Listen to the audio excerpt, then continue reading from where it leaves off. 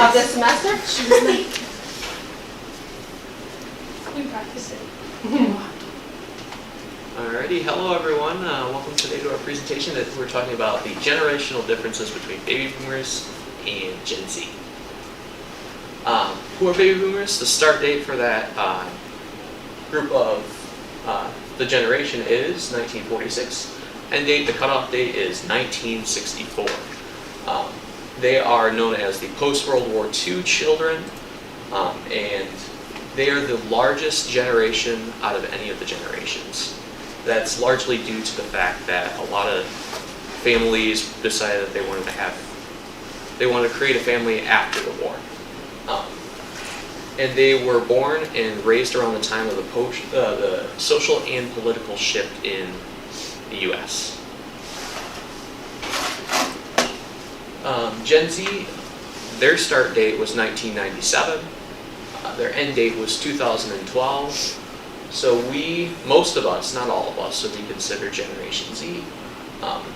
They grew up with technology and advancements in the technology space.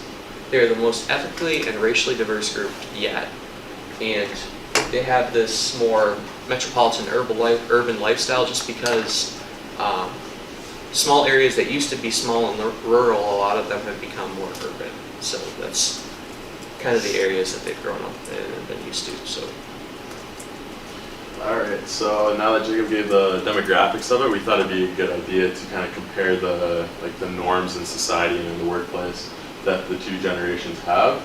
So starting with the baby boomers, loyalty, they tend to, with a job, you see this generation stick with the same company or place of work for decades and decades. I mean, you hear stories of they started working there when they were 18 and now they are retiring there.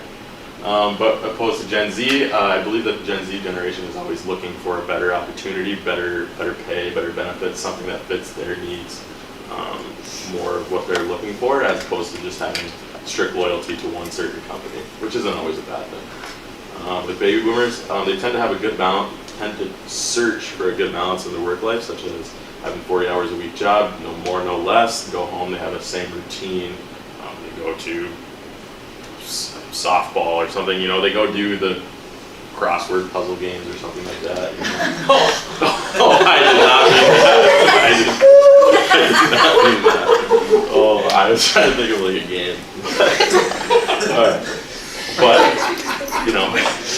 Bingo. It's a shoe fits, but they tend to have a good balance, which is the key word, a good balance. So that's the main part. But Gen Z, they are typically looking for opportunities to grow in the workplace. They're not always happy with just staying at the bottom of the pyramid or things like that. So they're always trying to look for a better opportunity for themselves professionally and personally.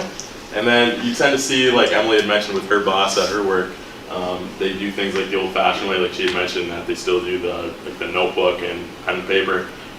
So it's kind of a little inefficient and insufficient, but with Gen Z, they tend to do it like a new school way, always trying to search for not necessarily shortcuts, but better, more efficient ways to save time, because Gen Z tends to value their time a little bit more than the baby boomer, because they want to do what they want to do, not what the company wants them to do.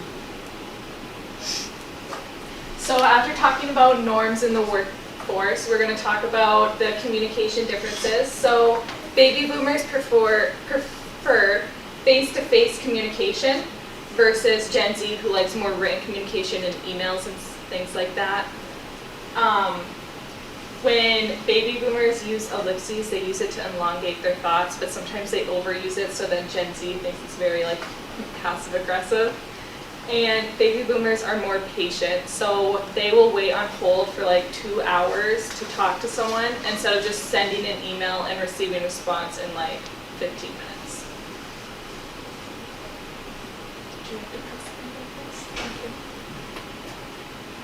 So factors contributing to the generational communication differences. Number one is technology. So technology is always advancing, and baby boomers tend to not keep up with the advancement in technology.